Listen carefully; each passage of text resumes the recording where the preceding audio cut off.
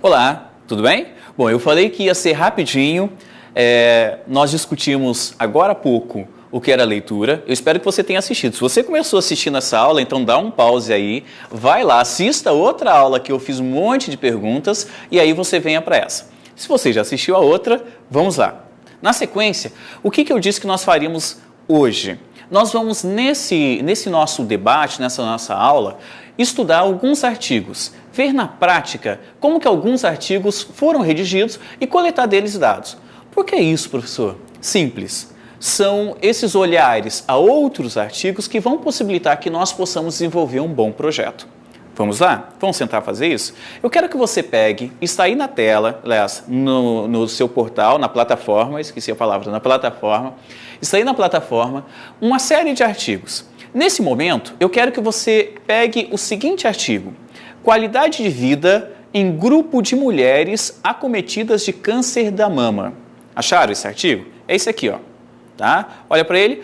Qualidade de vida em grupos de mulheres acometidas de câncer de mama.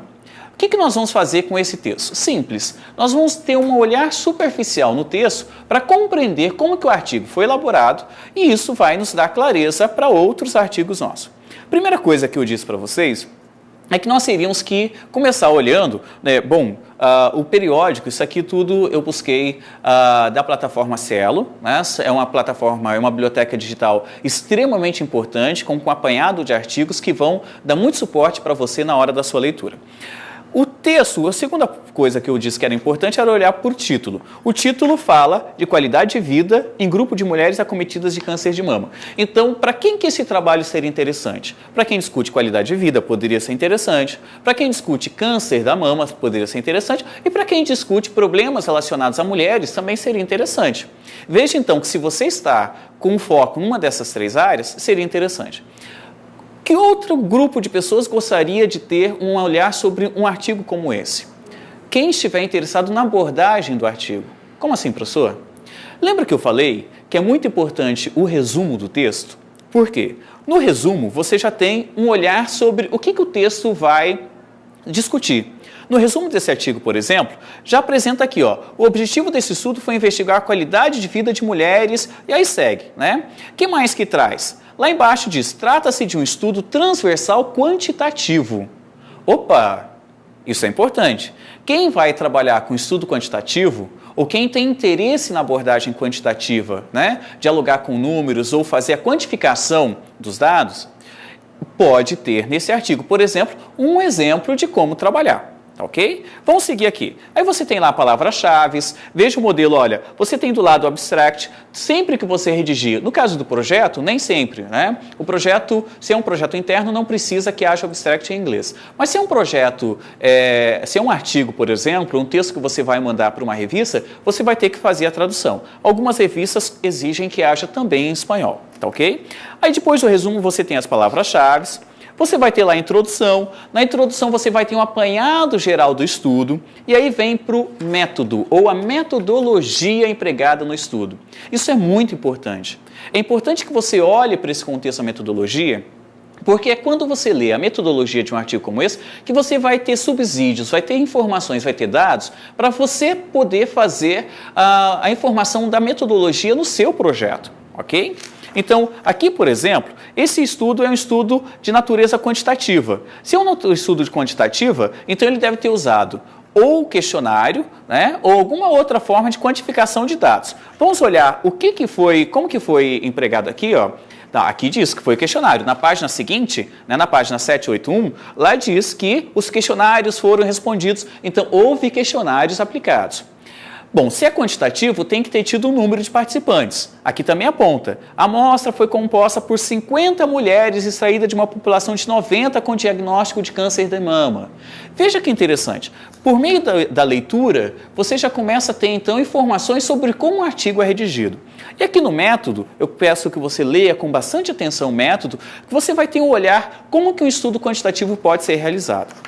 Bom, se é um estudo quantitativo, na apresentação dos resultados, você vai ter ali uma tabela. Por que isso, professor? É muito comum, ou é quase que obrigatório, que o estudo quantitativo ele apresente a quantificação dos dados, que é o que acontece aqui. Na página 782, você tem lá, por exemplo, na tabela 1, a distribuição das 50 mulheres tratadas de câncer de mama, segundo estado civil, escolaridade, profissão, e aqui vai trazendo algumas informações. Bom, tem uma série de dados, uma série de números que você só vai compreender se você tiver uma compreensão mínima de estatística.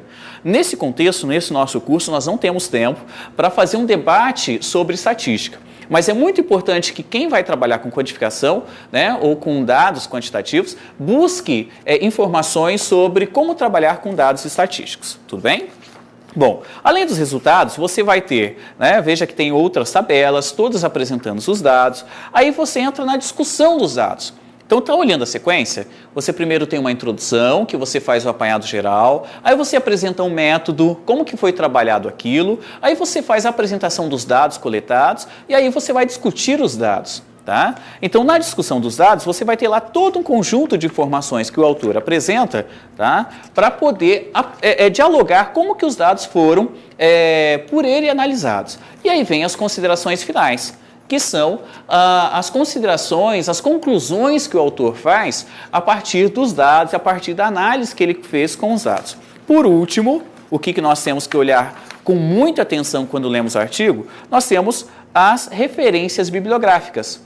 Nas referências, é importantíssimo que nós olhemos com atenção quem foram os autores pesquisados por autor e se esses autores podem ou não ser pesquisados por nós.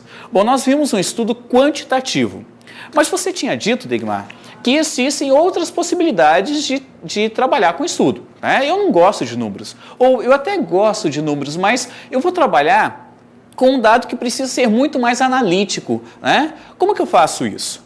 Existe a possibilidade de você realizar um estudo que seja quanti-quali. Como assim? Simples. Eu vou pegar um outro artigo, agora é um artigo intitulado Um estudo sobre bullying entre escolares do ensino fundamental. Esse artigo também está na plataforma. Dá uma paradinha, vai lá, baixa esse artigo. Um estudo sobre bullying entre escolares do ensino fundamental.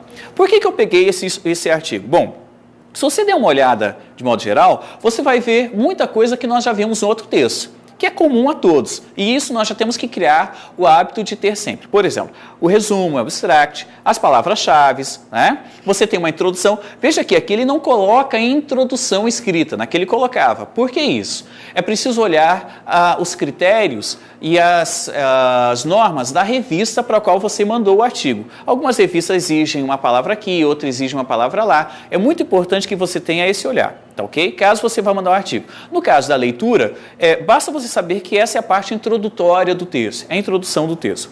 Então, depois você vai entrar lá no método. Por que eu disse que esse estudo é um estudo diferente daquele primeiro? Se você pegar o método, tá? E você for lá um pouquinho à frente, aliás, já no início do contexto, tá? Você tem lá as informações relacionadas ao ambiente em que foi realizada a pesquisa.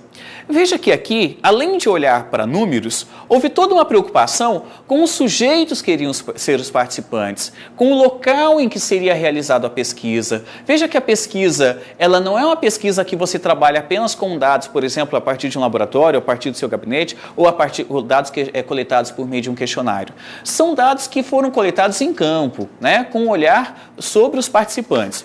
E ali, olha, depois você tem lá os participantes, os instrumentos, os procedimentos. Tá, mas eu ainda não vi em nenhum momento que isso é um estudo quanti-quali. Simples. Leia com atenção os procedimentos. Na hora que você lê os procedimentos, você vai ter lá um conjunto de informações. E lá no último parágrafo dos procedimentos, vai estar bem claro dizendo: a natureza dos dados é quali-quantitativa. Adotou-se tal método por acreditar que pesquisa desse porte possibilita uma articulação e ampliação a partir de uma visão na qual se realiza uma real combinação entre os aspectos qualitativos e quantitativos. Tá?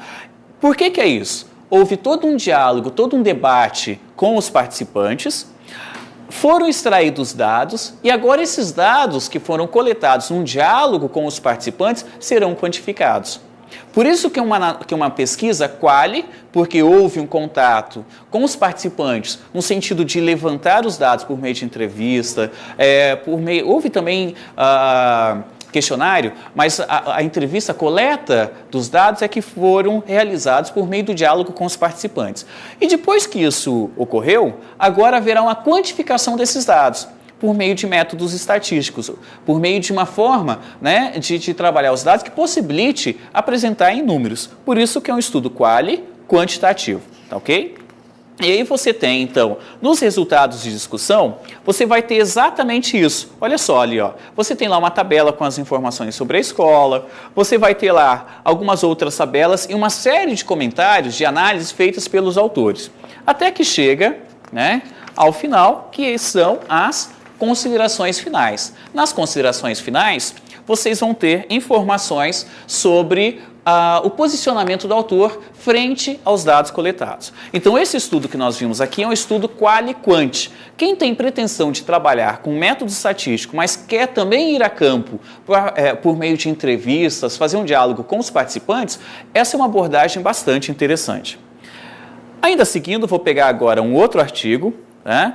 Na verdade, são 2 artigos que eu vou pegar agora. Nós temos aqui 2 textos e eu trouxe 2 textos do qual eu sou um dos autores. Tá? Peraí, Degmar, por que você trouxe texto seu? Que história é essa? Simples.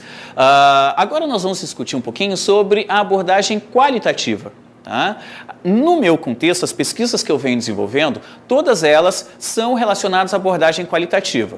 Na abordagem qualitativa, nós não trabalhamos com métodos relacionados à estatística, nós não quantificamos os dados.